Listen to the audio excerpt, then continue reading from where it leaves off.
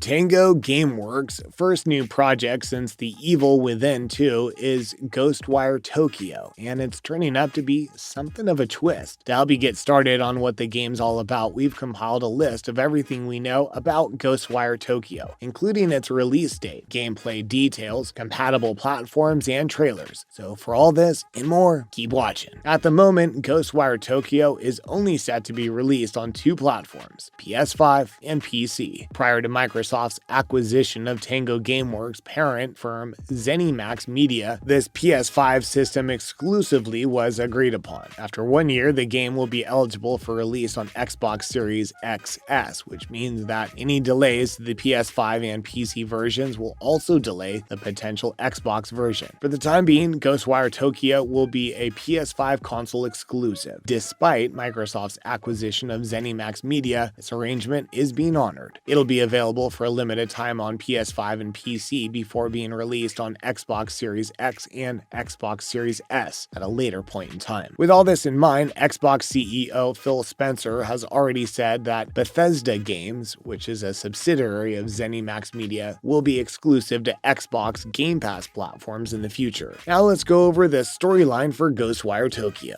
At first, GhostWire Tokyo appears to be a creepy Japanese twist on the concept introduced in Bethesda's Softworks' Dishonored. Yet it's so much more. You take on the role of an ally of a strong phantom entity on a quest for revenge, and use tremendous supernatural talents to figure out why Tokyo's inhabitants have vanished. People have vanished all around Tokyo, a staggering 99% of the population, as we see in the announcement clip. With the humans missing, the city is overrun by a variety of scary spirits with unexplained motives. It's up to you to figure out what happened to everyone while clearing the city of demon intruders. The giant metropolis of Tokyo in GhostWire Tokyo has been transformed by the paranormal forces at work, blending traditional buildings with the urban jungle and a subterranean area. You'll examine the city using your own magical talents, as well as a variety of sorcerer-like fighting skills. You'll be prepared to face the city's dark threats, taking the fight to the spirits rather than cowering in the shadows. Up next, gameplay reveal. The gameplay trailer for GhostWire Tokyo during the PlayStation 2021 showcase provides a better insight of the game's story. It appears like we'll be playing a regular guy,